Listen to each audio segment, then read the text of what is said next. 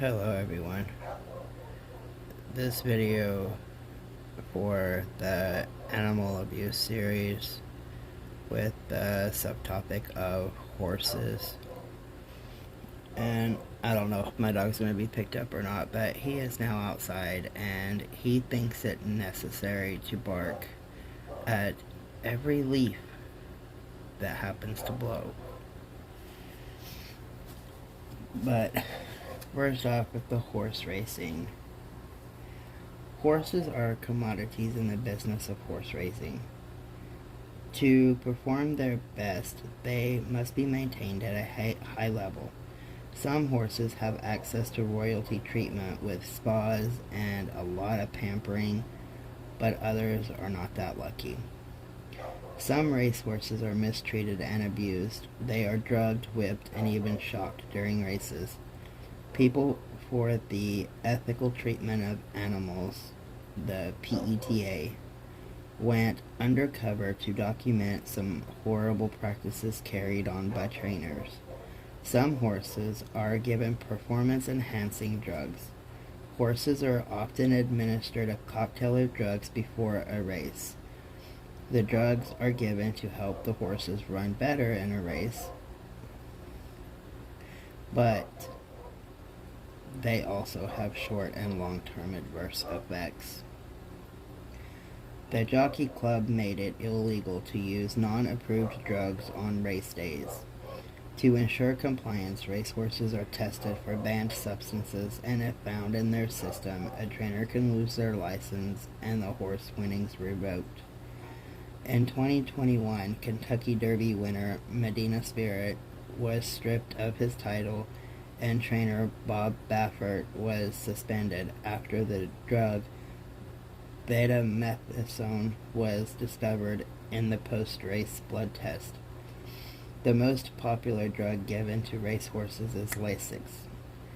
Lasix is a bleeder medication administered to prevent exercise-induced pulmonary hemorrhage and must be approved by a vet before a horse can run while taking Lasix. The side effect of Lasix is loss of liquids. Lasix causes the horse to urinate a lot. Trainers believe this makes a horse lighter and therefore faster. Phenylbutazone, aka Bute, is a drug commonly used with racehorses. Bute is a non-steroidal anti-inflammatory drug, or known as an NSAID. It's used in the horse racing industry for the short-term treatment of pain and fever. This drug is abused by trainers. It's typically injected into the joints of the horse. Bute can provide health benefits when used correctly, but trainers will inject a horse shortly before a race to mask pain and reduce inflammation. Prolonged use of Bute weakens bone, tendons, and muscles. Bute doesn't provide a horse the ability to run faster than it could naturally, but it does allow an injured horse to race. A horse with no pain will run as if it was not injured, which usually leads to more damage. Thyroxine, a thyroid medication that increases metabolism. It is designed to treat hypothyroidism. Hypothyroidism is a condition in which a horse's thyroid does not function properly. Symptoms include a fatty, crusty neck, resistance to losing weight, lethargy, and a poor coat. The occurrence of this illness is rare in horses, however, the drug is frequently administered. Deaths during race. 40 horses died in a little over a year at the Santa Anita racetrack. The Jockey Club provided that there were 441 fatal breakdowns in 2019, which equals 1.53 fatalities per 1,000 racing starts. This is the lowest death per start rate since the numbers have been reported. PETA provides that 24 horses suffer fatal breakdowns each week. There is no single governing body that oversees the horse racing industry. The Jockey Club established the Equine Injury Database, and Congress presented the Horse Racing Integrity Act. Both are steps designed to prevent abuse and racehorse deaths. I put some of that information on my community wall. Signs of the abused horse. The most common form of abuse is neglect. There are many reasons that someone may neglect their animal: laziness, apathy, physical limitations, economic hardships, etc. But ignorance tops the list. Some signs of abuse are too many horses for the area they are kept in, the area they are housed in is unsanitary, the facility they are kept in is unsafe, deteriorating, or with broken fences, etc. The horses are extremely thin, have no energy, and not socialized.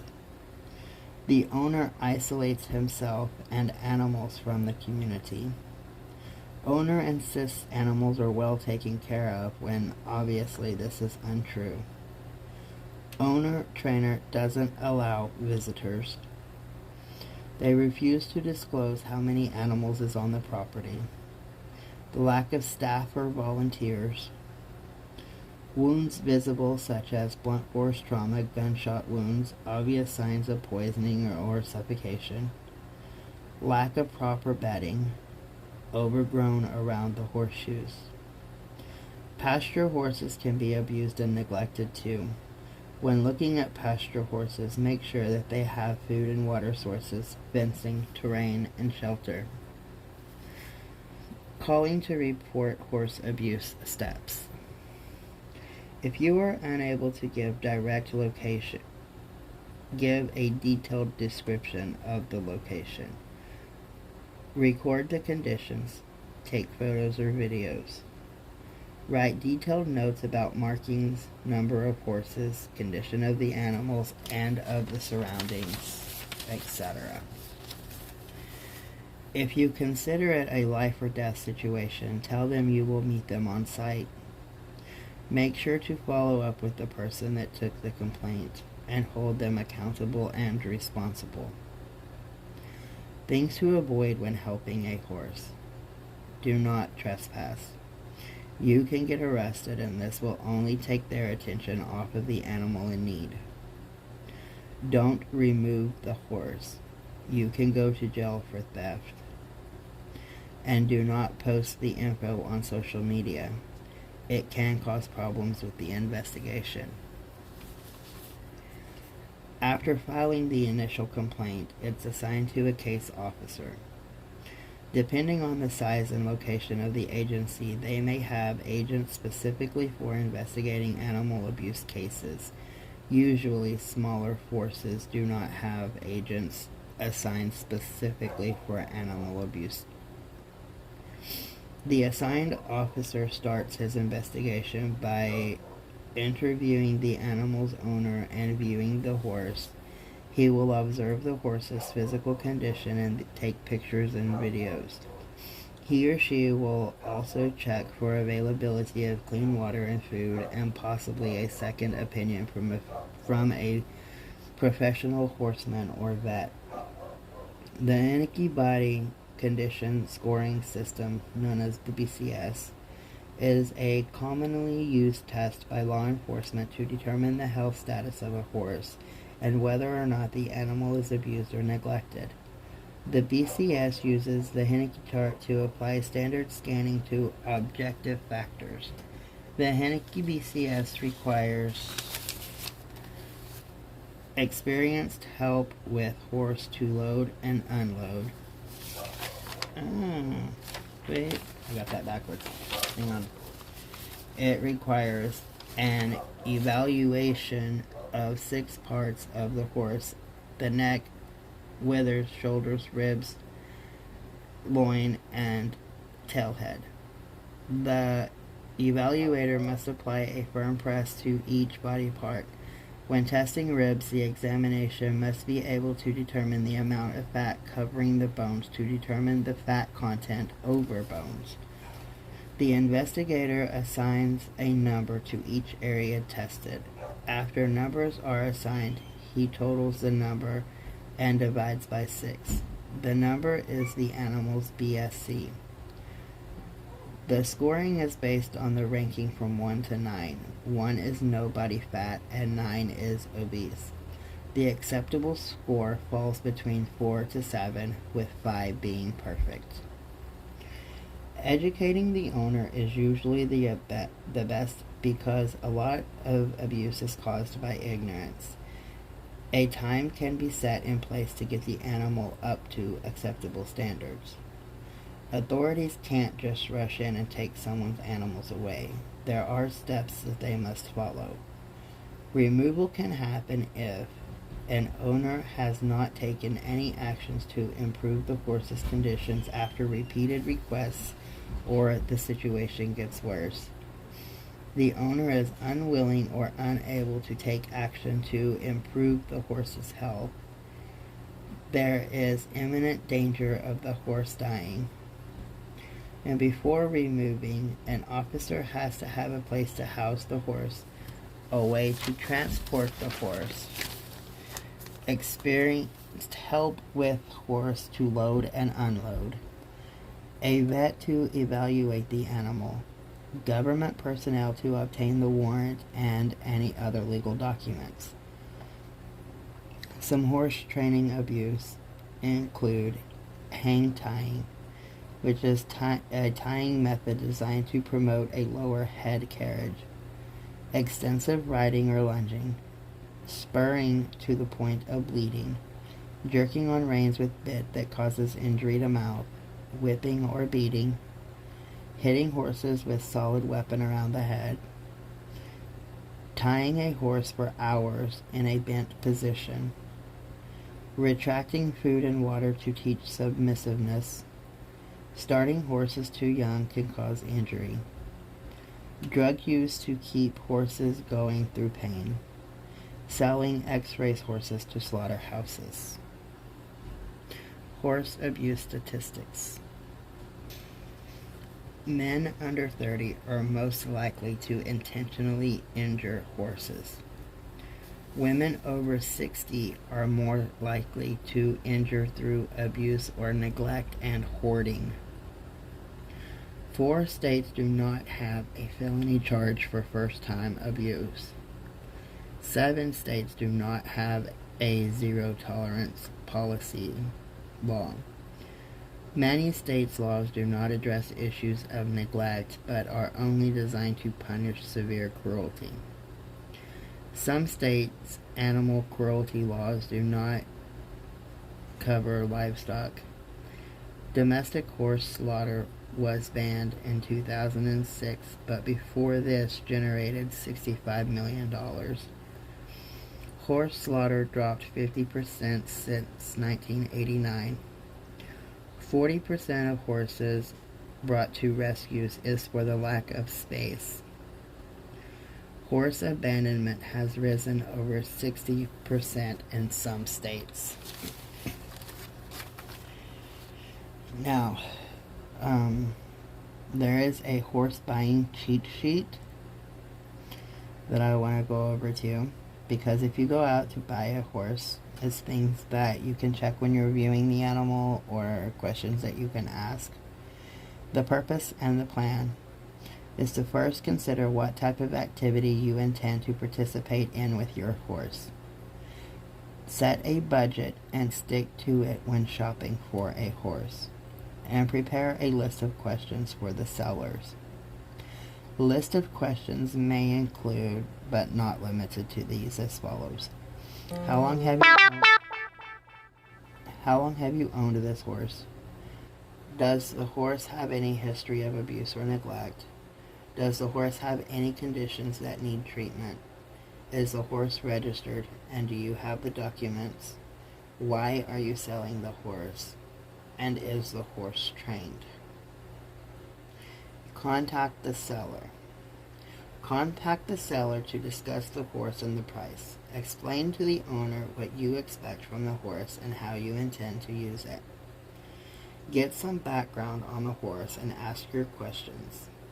If you are satisfied with the answers, schedule a viewing. Let him know you intend to ride the horse. Strongly suggest riding any horse before you buy him. Viewing the horse. First, view the horse from the front, both sides, and behind, looking for any obvious abnormalities such as a sway back, turned out feet, or undernourishment. Pay attention and look for any lumps or scars, and rub your hand on each leg with particular attention to the knees and lower leg joints for fluid or heat. Check each of their hooves for cracks, possible deformities, thrush, or abscesses. Tap on the soles of the horse's feet and notice their reaction. They shouldn't move or jerk away. Lastly, check their teeth and gums. A horse that shows abnormal wearing of its teeth could be a cribber. Typically start the evaluation at the horse's head to see if the horse with big alert eyes, attentive ears, and a head size that is proportionate to its body. Next, look at its front legs and pay special attention to how its knees, pasterns, and feet line up. Straight limbs with good bone size. Walk to the rear of the horse, and croup should have a gentle slope, and the hocks should point straight at you. Rub each leg and pick up their feet. This serves two purposes. You can physically examine these areas and see also how easy the horse is to work with. Walk away a bit and view the horse from the side. See a short, strong back with a level top line from the withers to the croup. The shoulders should be long and sloping, and the forearm muscled, and the cannon bone short. The angle of the performance horse's shoulders should be at about 45 degrees with its elbows in line with the front of the withers. And before you buy, tack up your horse yourself. You can find out a lot when tacking a horse. You can find out if they are head shy, you can get an estimate of how long it's going to take for you to work with the horse.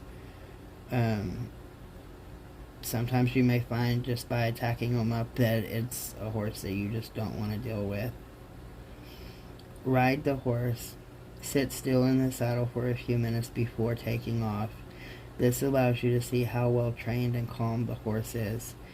If it is a performance horse, ask if you can ride it in a competition. You may have to ask for a lease, but this could save you some money. Get the horse vet checked. Unless you're a savvy horseman or know the horse and the owner of the horse really well, I advise you to get a vet check for your horse. Sometimes veterinarians discover diseases and problems with horses that their owners didn't even know about. Have you ever been around abused horses? I have. It's a horrific sight. Everywhere I used to work, we would get some horses in, and they were beautiful, and they were headstrong, and just all in it. And then a couple of the trainers, I've noticed, over time that their horses started shying away and kind of getting aggressive, not wanting to be rode or anything like that. So I started paying more attention, because I wasn't working in their barns. I reported some workers and stuff myself that I was just working with. Bringing out a BB gun or something to make them walk on the walker and shit like that. All that crap pissed me off. I'd take pictures and turn it over. But around here in this town, nothing ever really happens to them. Especially when the cops and the judge go to the horse races all the time and try to win some money. They don't really care how the horse is treated as long as it wins and gets the money. So I eventually got out of that. But horse abuse is one of the things that happen fairly often. You know, and it's usually multiple animals, especially if they're housed in stables or, you know, stables on racetracks and stuff where they have various people working for them. You know, it's never really just one horse that's being picked on. They do it to all of them. Know a couple of trainers that they refuse to house their horses. Like, they will literally drive their horse to the race. They do their own care and maintenance for the horse while there. They run the race, they walk it and everything, and then they take it back home. It's not, they refuse to leave them in stalls and stuff like at the little racetrack thing we have down here. But if you know of any horse and anything that's being abused, if you have a local racetrack or anything there in your town, just go out there, ask them if you can see the horses, if you can look around, take your kids to see them, or, you know, give them some kind of an excuse for you to be out there. And then if you see any abuse, take pictures and report it to the local authorities, because this is something that needs to stop. Have a good day, everybody.